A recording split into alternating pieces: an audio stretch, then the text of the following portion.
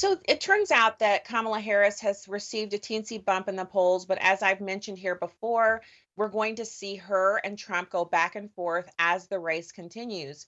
Now, we're 50 days under. You have a very short amount of time for these two candidates to actually make their mark on the electorate.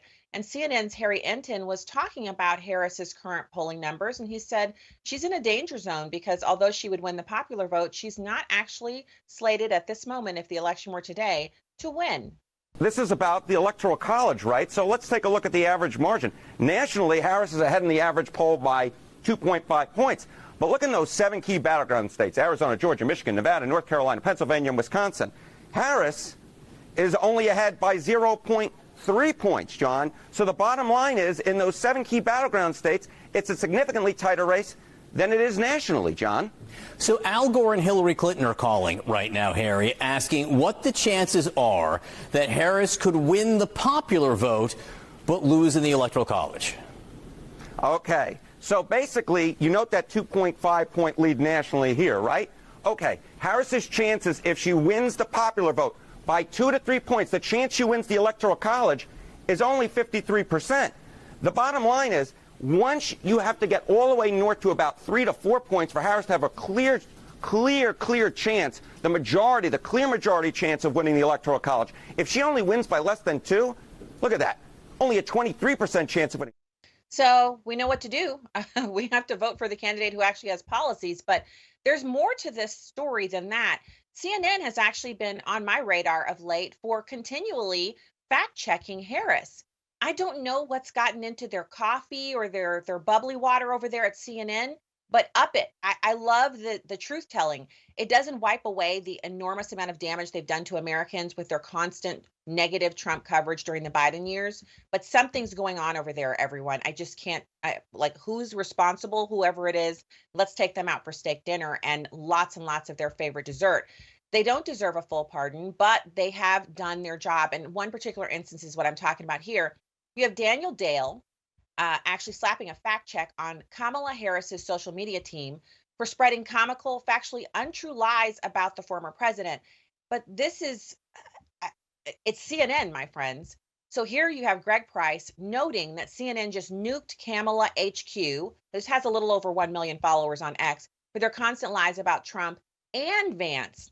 They start their story off with the headline, fact check, Harris campaign social media account has repeatedly deceived with misleading edits and captions. Wow. CNN, are you okay? And thank you. So it's been repeatedly deceptive. This is from their coverage. It said that the Kamala HQ account, which has more than 1.3 million followers on the social media platform formerly known as Twitter, has made a habit of misleadingly clipping and inaccurately captioning video clips to attack former President Trump.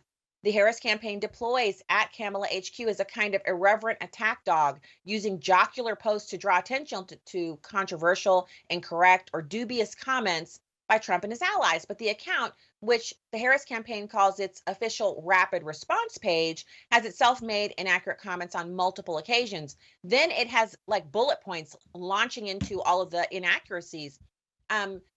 They do the Charlottesville Fine People hoax that has already been debunked so many times. They talk about the 9-second video clip of Senator J.D. Vance speaking in an interview, and it's about privatizing the healthcare of veterans.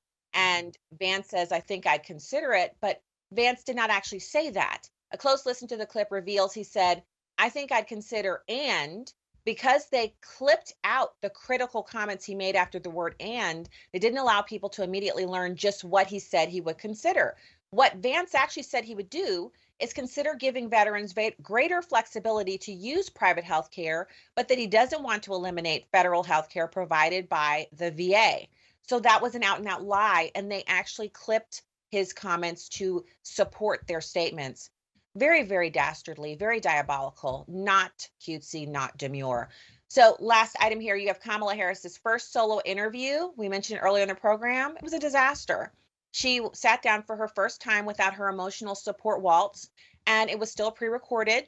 She was sticking with her besties over at ABC, and they basically asked her 5 questions just 5 questions during the 11-minute interview with Action News 6 ABC, which is a local affiliate of ABC. Brian Taff grilled her on having a different policy approach than Joe Biden, and she didn't actually explain. She said that Biden's policies didn't fit the 21st century, but she didn't explain. No details were given. She did share, however, that she was raised in a middle class household. I'm not sure how that works. Maybe if I quote that at the grocery store, I get a discount. I'm not sure, but she keeps mentioning it.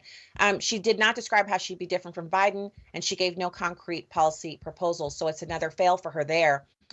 That's the program for today. I'm Stacy Washington. This is Salem News Channel, and you can find out more.